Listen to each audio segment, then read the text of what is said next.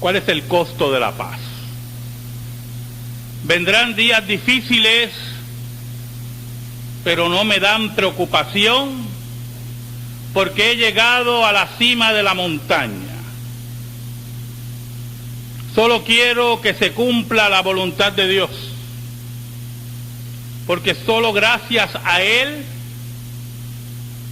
he llegado a la cima de donde veo la tierra prometida. Quizás no llegue a ella con ustedes, pero quiero asegurarles que nosotros como pueblo llegaremos a ella. Aquí, en esta noche, soy feliz. Nada me preocupa. No le temo a ningún hombre, porque mis ojos han visto la gloria de la venida del Señor.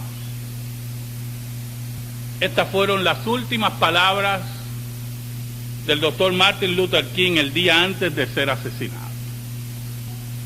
Palabras proféticas, palabras que hablaban del costo de la paz.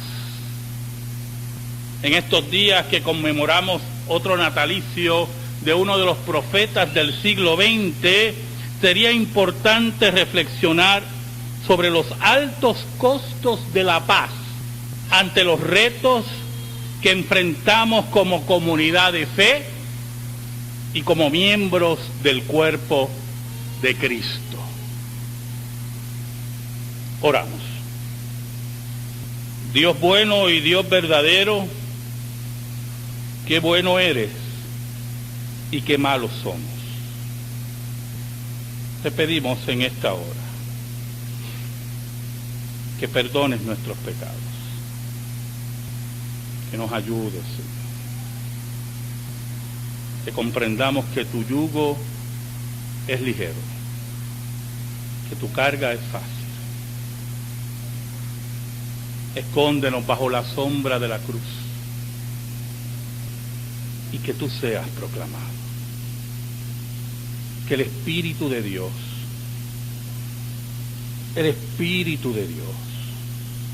llegue al corazón de tu pueblo con tu palabra. En el nombre de Jesús. Amén. Y amén. Para un gran porciento de la población, la paz es sinónimo de tranquilidad, de quietud y armonía. Estas tres descripciones no deben ser violentadas a ningún costo, no importando si en ese proceso se violenta la verdad y la dignidad del ser humano. En los estados del sur, los negros tenían el derecho al voto, pero el mismo era limitado por las inventivas racistas de los gobernantes blancos. Si no sabían leer y escribir, no podían votar, conociendo la baja escolaridad de la población negra por su pasado esclavista y sus leyes pacificadoras, de separados pero iguales. Las escuelas negras eran distantes y de deficiencia en equipo. Durante la esclavitud, el Código de Luisiana decía que el esclavo era un ser pasivo,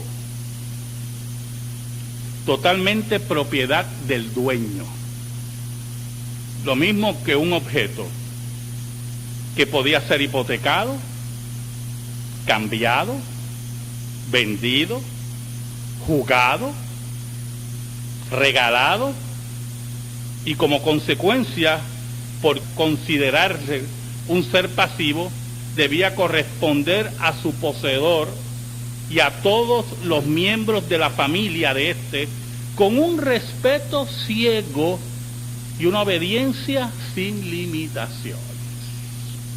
Así era el Código de Luisiana, el código redactado por bautistas y presbiterianos. esos santos varones. El gran puritano Cotton Mather, por ejemplo, ese gran hombre de Dios, entresacó de la Biblia ciertos pasajes destinados a dar prosperidad a sus plantaciones y negocios. Llegó tan lejos que hasta dictó algunas reglas para la sociedad de los negros, en las cuales se perceptuaba, entre otras muchas cosas, que los negros desobedientes con sus amos fueran castigados y se les negase la entrada a la iglesia. Y los esclavos fugitivos que eran devueltos habían de sufrir severísimas castigos y penas. En Montgomery, Alabama, ocurría algo increíblemente indignante. El sistema de autobuses había establecido que cuando un negro tomaba alguno, entraba por la parte delantera, pagaba su importe, se tenía que bajar, entrar por la parte trasera y sentarse atrás en el área designada para negros. Cuando el autobús estuviera lleno, los negros tenían que cederle los asientos a los blancos. Todo esto y otras atrocidades habían creado un ambiente de paz, armonía y tranquilidad. Esa tranquilidad que es fruto del pecado y la maldad del corazón del hombre. Es la paz que el cristianismo busca destruir. Y quiero que sepan que no me he confundido con mis palabras. El cristiano no espera que la falsa paz, la falsa vida, la falsa enseñanza llegue a él. El cristiano se mueve a buscarla y destruirla, no importando que el orden se afecte, porque ese orden es inspirado en el mismo infierno. Martin Luther King nos dice en su libro ¿Por qué no podemos esperar? Los segregacionistas blancos del sur han estado años y años diciendo que el negro estaba satisfecho. Han asegurado que nos entendemos muy bien con nuestros negros, porque les comprendemos. Solamente tenemos problemas con ellos cuando acuden agitadores forasteros y los trastocan todo. Añade más adelante, la aceptación de la acción directa no violenta constituía una prueba de cierta madurez por parte de las masas negras, porque demostraba que se atrevían a abandonar los viejos congénitos conceptos de nuestra sociedad, la filosofía del talión, el impulso a defenderse cuando hay ataque, se han considerado siempre como el que no va más de la hombría norteamericana. Es en ese sentido, de dar el paso, de no rendirse, de saber que la verdad, la justicia y la verdadera paz tienen un precio muy alto, porque retamos a un mundo de pecado, enfrentamos a un mundo de pecado, enemigo de Dios y de la Escritura.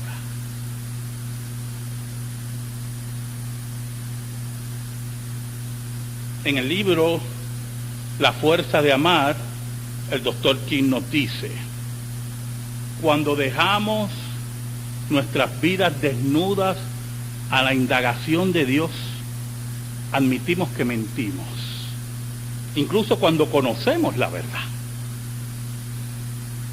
Sabemos cómo ser justos, pero somos injustos. Sabemos que tendríamos que amar, pero odiamos. Nos encontramos en una encrucijada de la ruta y sin embargo escogemos deliberadamente el camino indigno, todos nosotros estamos descarriados como ovejas. Sí, porque temblamos a que nuestras condiciones, nuestras comodidades sean afectadas y nuestro entorno pacífico sea trastocado. Por tal razón, hermanos, no hay hipócrita más grande que aquel que vive en un entorno de verdad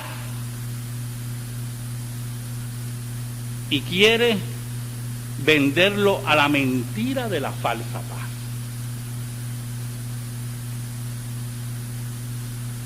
Esto nos lleva a la reflexión más profunda del texto que hemos usado como base.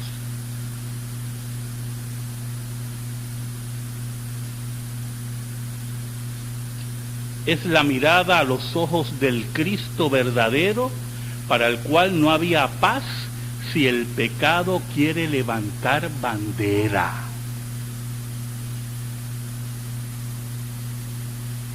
Si la mentira y el error quieren echar bandera, nosotros tenemos que derribar esa bandera a la fuerza si es necesario. Pero nuestra fuerza, nuestro desafío, no encuentra sus armas más excelsas en la fuerza física o ejército. No es con espada ni con ejército, dice nuestro Dios,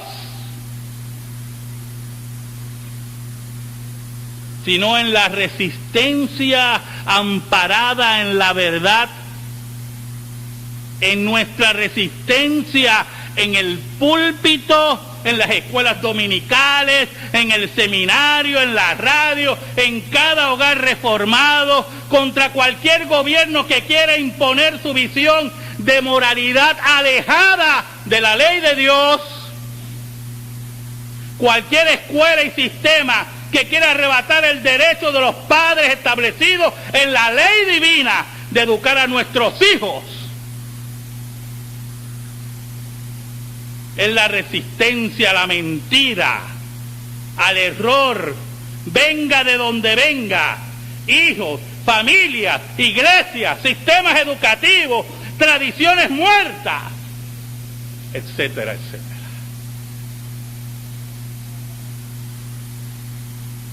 Eso fue lo que nos dijo Jesús,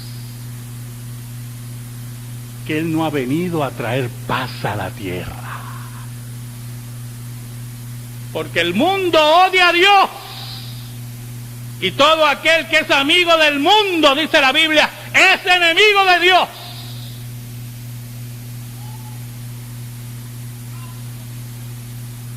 El costo de la verdadera paz es alto y no se vende. Martin Luther King nos dice en La fuerza de amar una cita muy interesante del doctor King. Cuando las cadenas del miedo y las esposas de la frustración han puesto a prueba mis esfuerzos, he tenido el poder de Dios transformando la fatiga de la desesperanza en la plenitud de la esperanza.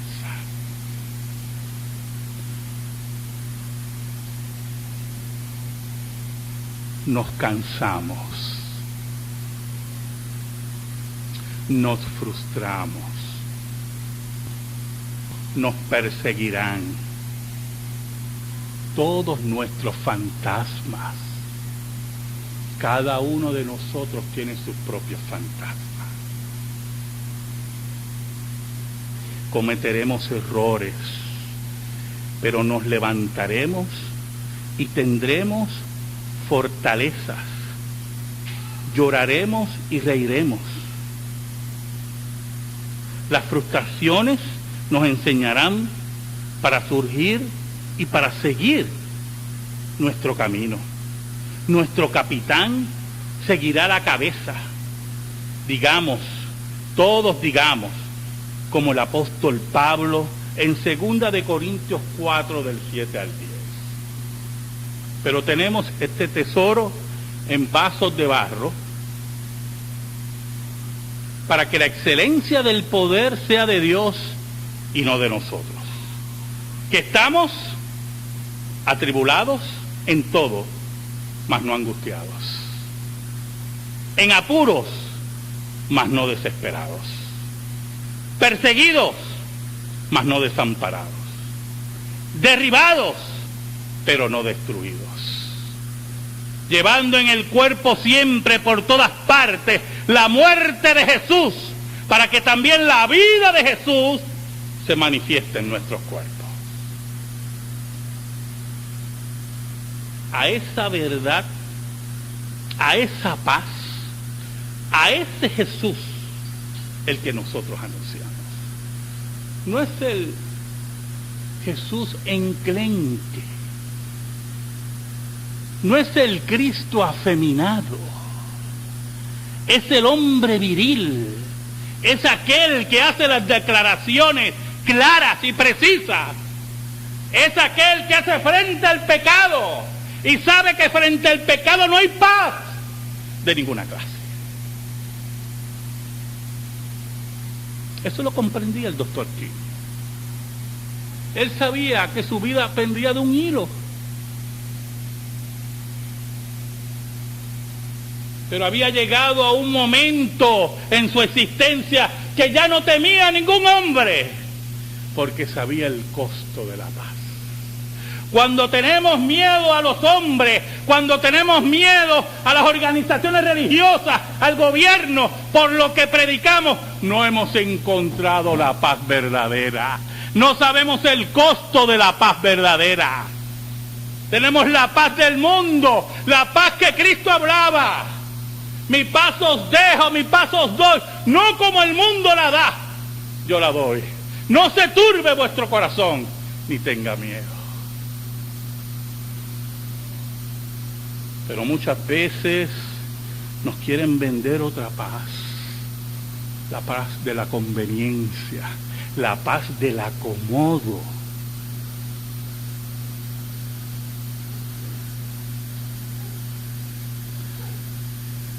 La paz del falso cuerpo de Cristo. ¿Usted ha oído la paz del falso cuerpo de Cristo? Yo lo he oído muchas veces. ¿Cómo quieres? Esos son tus hermanitos en Cristo. ¿Usted no ha oído eso? Esos son también tus hermanitos en Cristo. ¿Y quién le dijo a usted que esos eran mis hermanitos en Cristo? ¿Quién se inventó eso? Mis hermanos en Cristo son aquellos que miran de frente a Jesús y toman el compromiso de la cruz.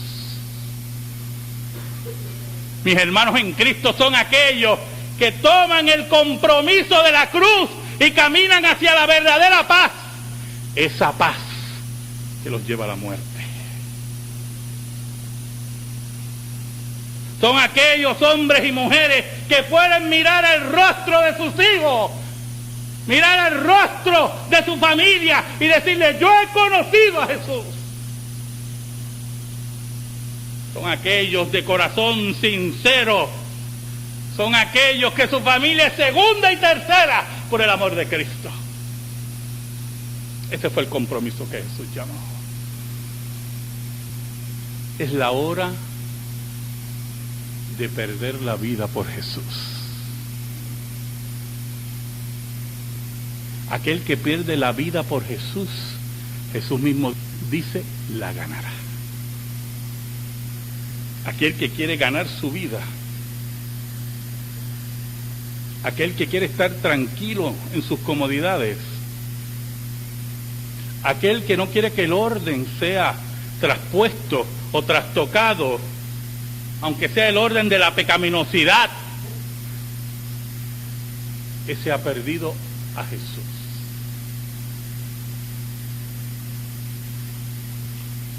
El doctor Martin Luther King nos dice: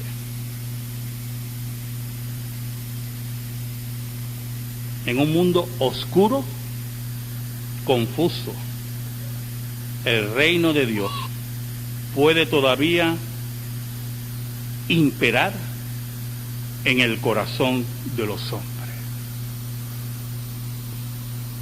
Cuando creemos que la mentira avanza, cuando creemos y oímos que Dios es arrojado fuera de las aulas de las universidades, cuando oímos que Dios es arrojado fuera de las legislaturas y los parlamentos mundiales, cuando vemos políticos de todas las calañas y de todos los niveles que no se atreven a mencionar a Dios, y creemos que el reino de Dios está en retroceso. Oh, hermano, yo le digo a usted una cosa. Frente a esa unidad y esa falsa paz, Jesús todavía reina. Y cuando entendamos cuál es el costo de la paz, y cuando internalicemos cuál es el costo del compromiso, ese día el reino de Dios imperará en los corazones del hombre. Amén. Gracias te damos, Señor, por tu palabra eterna. Que esa palabra, Señor, se quede en nuestra vida y en nuestro corazón. Por Cristo Jesús. Amén. Y amén. Estamos en silencio, hermano.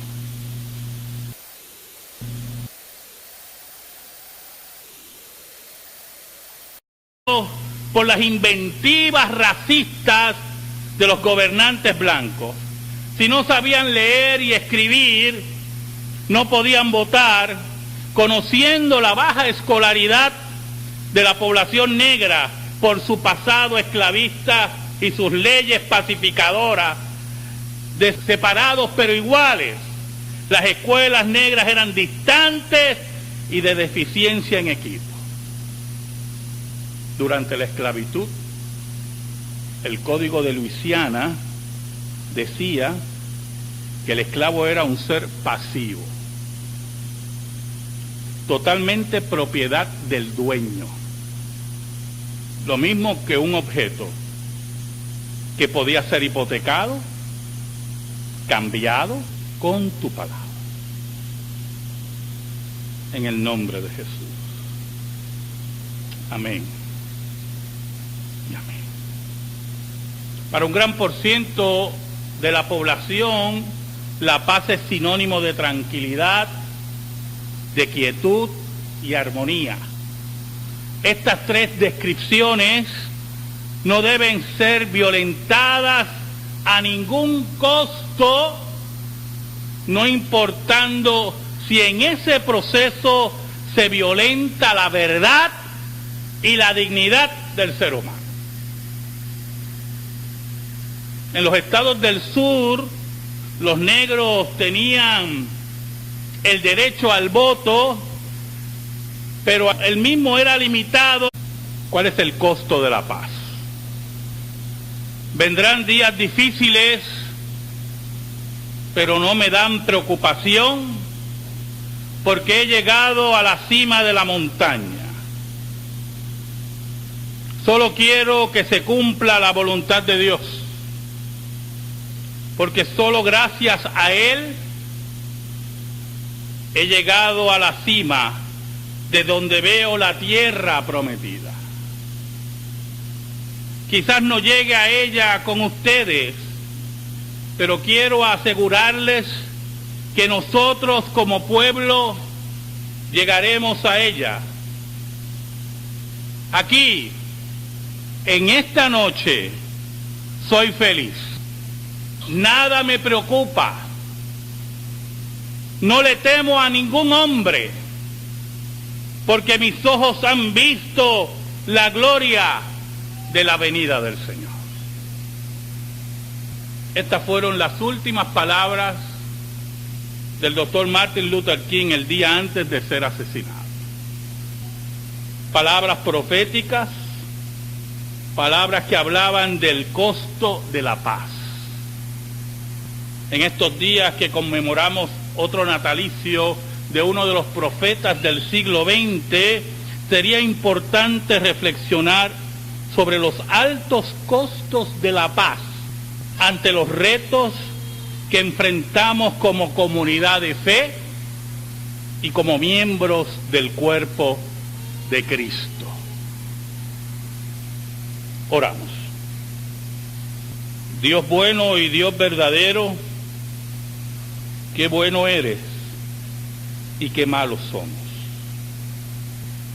Te pedimos en esta hora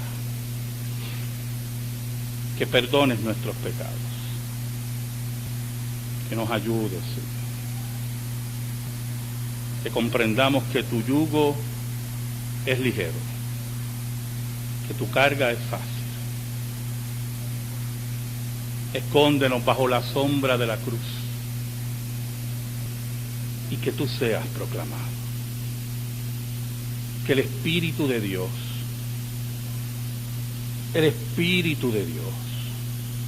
llegue al corazón de tu pueblo